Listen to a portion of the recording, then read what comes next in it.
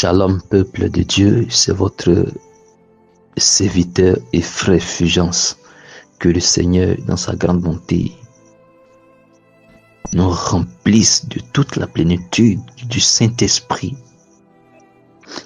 qui nous accorde la grâce de vivre une vie d'obéissance complète à sa parole, qu'il souffle dans notre esprit la soif de toujours le connaître, de toujours le chercher davantage,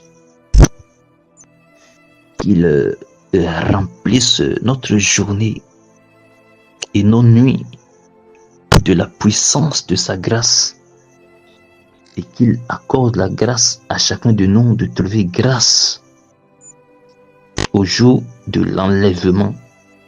Père Saint, je viens te supplier en ce moment de venir me conduire, me remplir davantage de paroles de sagesse, de connaissance. Viens utiliser, Seigneur, ce vase d'agile pour accomplir ta volonté. Je te supplie, Père, au nom de notre Seigneur et Sauveur Jésus-Christ de Nazareth, que toute la gloire revienne à l'agneau de Dieu qui a été immolé et qui m'accorde le privilège de venir livrer ce message à moi et à tout son peuple. Message intitulé « À partir du moment où nous sommes dans la volonté du Seigneur et que nous avons la foi, nous ne devrions plus craindre aucune situation. » Verset biblique à l'appui, Isaïe chapitre 59 verset 4, Job chapitre 35 verset 9 à 10, Deutéronome chapitre 32 verset 41, Job chapitre 34 verset 31 à 32, Matthieu 14 verset 29 à 30 et Luc chapitre 17 verset 6. Amen. Isaïe 59 verset 4 que je lis au nom puissant de Jésus-Christ. Nul ne se plaint avec justice.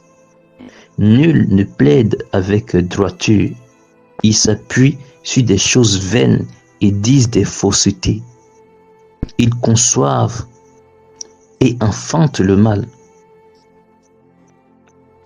Ils conçoivent et enfantent le crime, Amen. Peuple de Dieu, le hasard n'existe pas. L'univers est sous le contrôle total de son Créateur, le Dieu d'Israël. Et tout fonctionne sur la base de sa parole, par laquelle il a tout créé. Et dans sa parole, sa volonté, il y a sa justice, sa loi. Soit nous obéissons à sa parole, nous nous soumettons à elle afin que sa justice nous protège, soit nous vivons comme nous voulons, mais sachons dans ce cas que sa justice agira contre nous. Quand nous demeurons dans la forteresse de la parole de Dieu, dans l'obéissance, l'humilité, sa main forte et redoutable nous protège. Mais si nous sortons de là, sachons aussi que le diable maniera l'épée de la justice de l'Éternel contre nous, car il lui laisse souvent manier l'épée de sa justice. Pensons donc que Satan peut faire quelque chose à quelqu'un, prendre la vie de quelqu'un sans la volonté du Père. C'est que souvent le Seigneur lui laisse manier l'épée de sa justice. Notons bien ceci. Le diable, qu'on appelle encore Satan, l'ennemi juré de tous les humains, ne peut en aucun cas lever la main contre qui que ce soit sans la volonté du Père. Amen. Alors, si nous savons cela et que nous sommes dans la volonté du Père, allons-nous encore craindre l'ennemi ou une circonstance quelconque? Job chapitre 35 verset 9 à 10 que je lis au nom de Jésus-Christ. On crie contre la multitude des oppresseurs, on se plaint de la violence d'un grand nombre, mais nul ne dit où est Dieu, mon Créateur, qui m'inspire des chants d'allégresse pendant la nuit. Amen. Bien-aimé de Dieu, chaque jour, tu vois les gens qui meurent autour de toi, certains avec des cas de maladie, des accidents, Et tu te demandes pourquoi Dieu ne secoue pas, pourquoi Dieu ne peut pas faire en sorte que cela n'arrive pas. Bien-aimé de Dieu, pourquoi accusons-nous Dieu? Dieu t'a donné le libre arbitre, la capacité de faire tes choix. Mais si tu choisis la vie en obéissant à sa parole, sa justice te protégera contre la mort prématurée, contre tous les plans de Satan, contre les hommes méchants et pervers. Mais si tu choisis de vivre selon les penchants de ton cœur et que le malheur arrive, est-ce la faute à Dieu? Laissons notre propre volonté être pliée sous la volonté du Père, et alors il arrivera que nous allons comprendre le vrai sens de toute chose et que le malheur peut souvent atteindre le juste, mais l'Éternel l'en délivre toujours. Alléluia. Parce qu'il ne laisse pas son juste dans une épreuve de très longue durée. L'homme aime toujours se plaindre du résultat de ses propres choix, mais il ne cherche pas la cause profonde. Sachons aussi qu'il n'y aurait pas de présent s'il n'y avait pas eu de passé.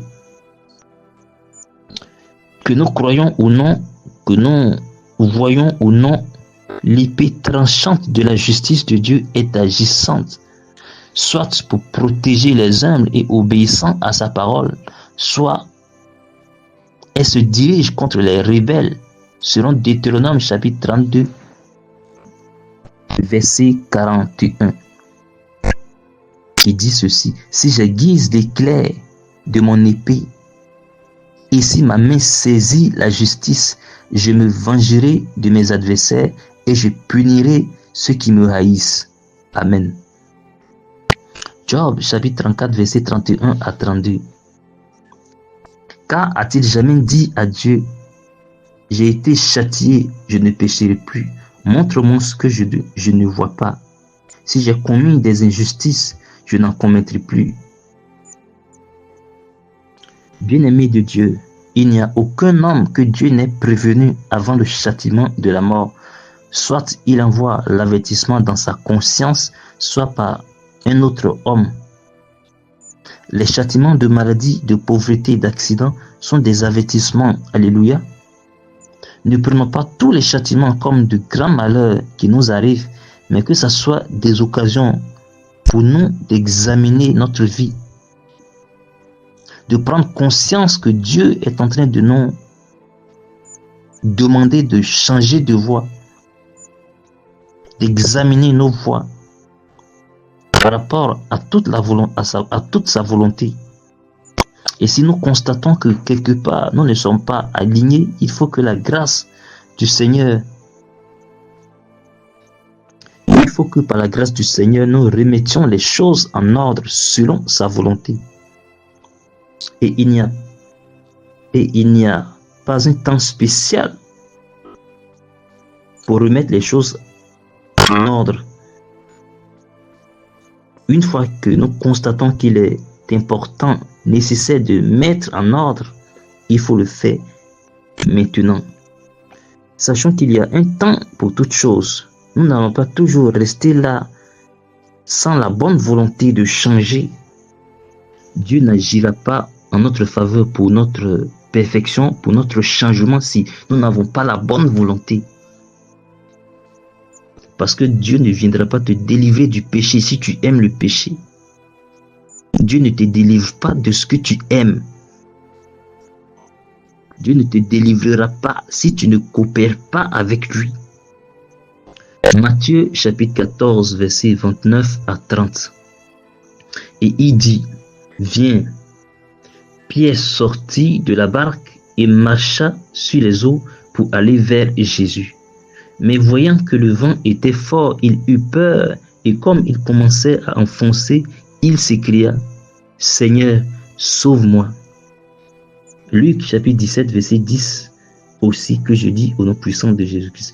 Et le Seigneur dit: si vous aviez de la foi comme un grain de sénévé, vous diriez à ce sycomore: déracine-toi et plante-toi dans la mer, il vous obéirait.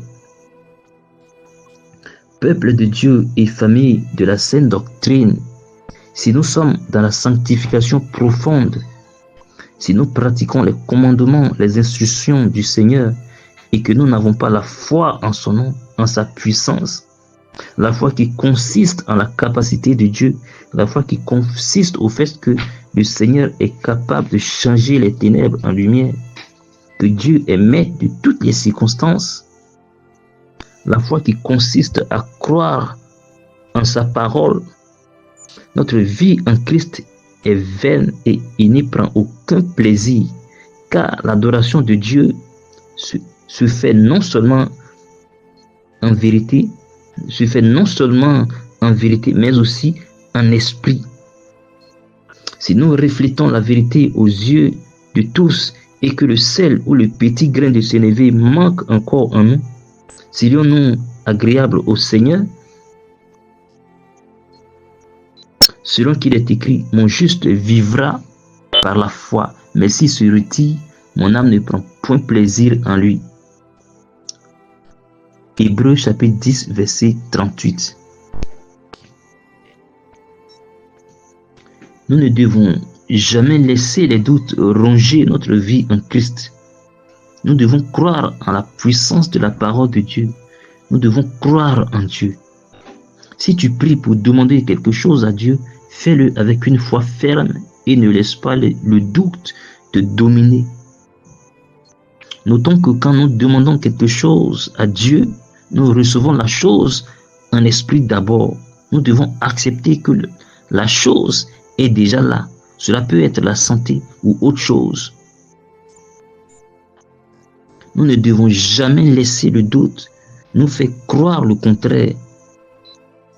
Sinon, nous ne verrons jamais l'accomplissement. Et si cela tarde malgré notre foi, c'est que le temps du Seigneur n'est pas encore arrivé selon la chose demandée. Car dans la foi aussi, il y a le temps de Dieu. Quand nous sommes dans la volonté de Dieu, dans la saine doctrine et que nous prions soit pour la santé, la délivrance, la protection, chaque parole dans notre prière est un feu et une autorité contre toute situation, tout esprit maléfique, si cela est fait avec foi. Que toute la gloire revienne à notre Seigneur et Sauveur Jésus-Christ de Nazareth.